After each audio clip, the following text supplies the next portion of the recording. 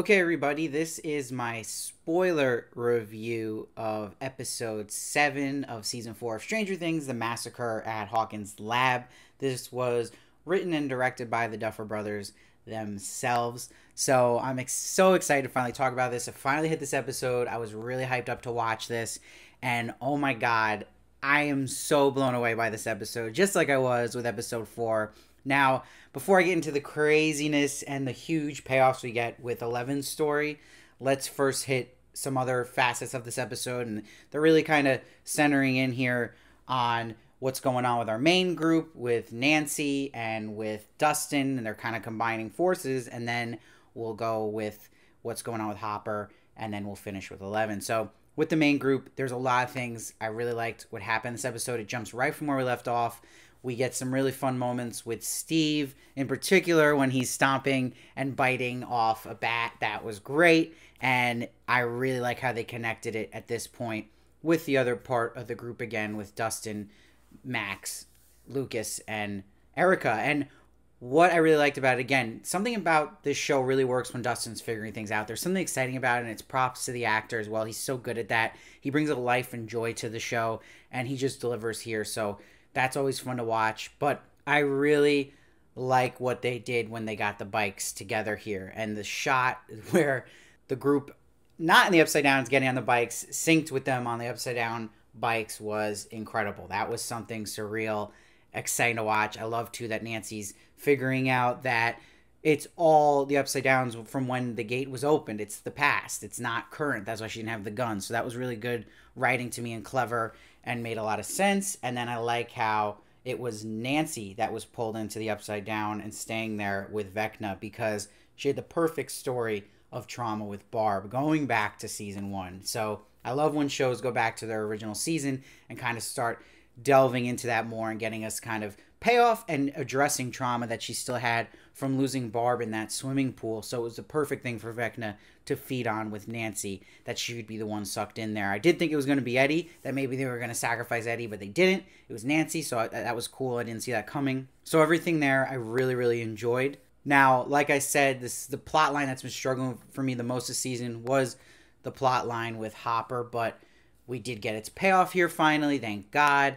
It did not disappoint with the Demogorgon, getting to see the Demogorgon rip off all the heads of those different prisoners, and that was so cool to watch. And having Hopper use the flame, and then it worked really well how they brought in Murray and Joyce, and Murray was just awesome again here, playing the character of Yuri in disguise. Really fun stuff, and we got to see more karate for him, and I really like how that all kind of came about, the suspense even in that sequence, and a little bit of like a gladiator sci-fi version. So really nice to see also Hopper and Joyce reunite, so they didn't keep dragging out this plot line, so we'll be ready to go with the final 2 episodes with them finally together. So that really worked for me as well. And I liked Hopper's little speech here about 11 and feeling like we're programmed to be the opposite in a sense and get away from our fathers, and that he at least hopes she's doing good. And I thought that really worked and got us back into the head of him thinking about 11, which I liked. Now, where this was amazing to me was everything going on with 11 in this episode from top to bottom. And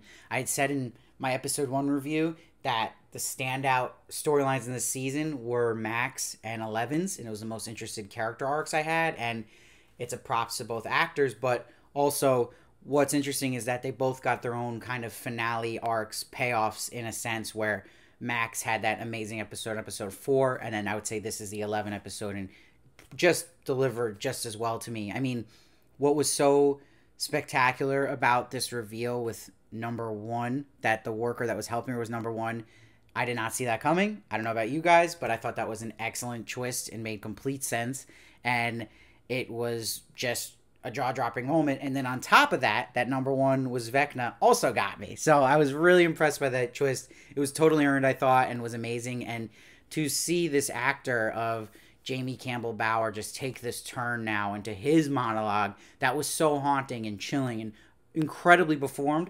But what really helped it too is that great church organ always works in hard to me, and that was so effective here. And I called it from the beginning that it wasn't 11 who killed those kids. It had to be somebody else, something she was defending. And it was number 1, a.k.a. Vecna. And what was brilliant about this season to me was that we got the best villain to date. You know, it was like taking a show that was already good in Stranger Things, but then giving it a great villain, which I don't think it's ever had. I think Demogorgons are cool, big monster blobs, the Mind Flayer is cool, but when you have a villain that has a tragic backstory and takes a bad road and is complicated, it makes so much more weight to it. To have Vecna having that shot where you see the number 1 tattoo on him was great, and that it was connected to Victor Creel, and that he felt like an outcast. He felt like he didn't fit in the world, and they wanted to do things with him where he was different and thought it'd be normal in Hawkins, and that the mom knew and wanted him to go to a doctor, and the dad kind of just started blaming everything going on with him to demons. I thought that worked so well, and with the Black Widow spider was great, and that he feels and connects to that Black Widow for sure. I thought that was that solitary thing about him. And again, I love his ideas with the grandfather clock and time, and not going to normal society and everything looking normal, okay, but worse things are happening, and that he doesn't fit in, and that he can control that himself and change it. Great. And that he had this kind of Darth Vader origin story where 11 was the one who made him into that monster, shooting him, and that shows you at the same time how she opened the gate, which is awesome. But they had this little showdown, but that he became Vecna going through that, and that he chose this dark path that 11 rejected. She could have taken that path, but she didn't. And it's interesting, they don't fully tell you. He alludes to his parents were doing awful things.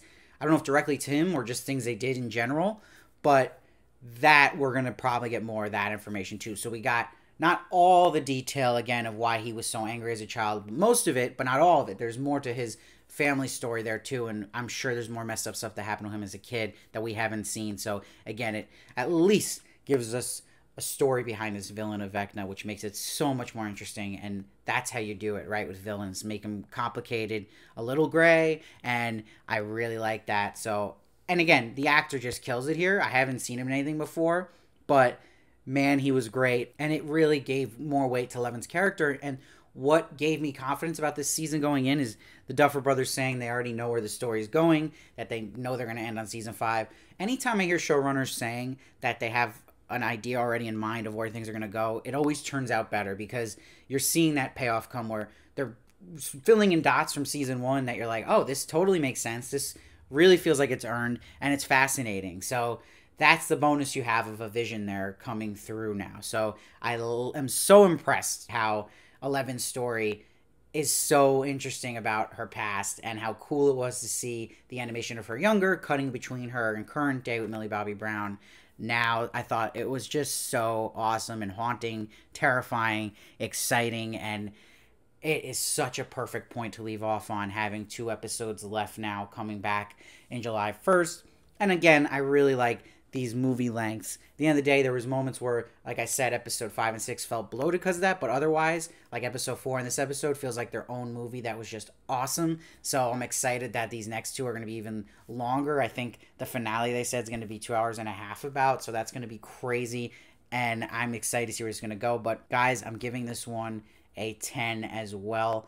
I am so, like, in awe how good those last 20 minutes, from when Nancy figures out that she's now under Vecna to then us figuring out what's going on with number 1, 11, and Vecna, and him starting his monologue. That was like a 25-minute sequence that felt like 2 minutes. That's when you know you're in the magic territory. That's when you know you're watching great television and just great art, high art, you know? So what really blew me away about this first half of season 4 is that episode 4 and episode 7 to me gave me those moments of my heart was pounding for that long, and like I was just in a trance watching it. So really props to the whole team involved with this. And it's interesting because people always want to rank seasons and compare them. And before this season, you know, season 1 is still my favorite, then 3, and then 2. But I think with having these 2 10s in my eyes rating of episode 4 and 7, it's already past 2 and 3 for me. I don't know if I could say past 1 yet. It's close. It could happen if these 2 big episodes land in July. We're going to see, but I'm not going to say it yet, but it's close. So I'm impressed by that. So again, let me know now down below what you thought of this episode, what you thought of the season, volume 1 as a whole, and what you have any theories of what's going to happen in the next 2 episodes. I'd love to hear that as well. And Again, if you really like what I did here, I really just tried to get these out as quick as I could. I wasn't given screeners for this, unfortunately, so it kind of gave me a chip on my shoulder to do this as best as I could and get them out as quick as I could. That's just kind of how I roll, so I hope you enjoyed it. I hope I lived up to expectations for these reviews, and I really would appreciate if you give me a tip. That thanks buttons down below would help me in so many ways, or if you want to become a member, that'll help me even more. You can donate today. It helped me in so many ways to make this full-time job for me one day and do more videos for you guys. I appreciate all you, and I hope you enjoyed this, and I enjoyed your guys' comments, and I can't wait to cover the episodes later on in July. And please follow me at Steve Varley Show on Twitter, Instagram, and TikTok for more of me, and I'll see you next time.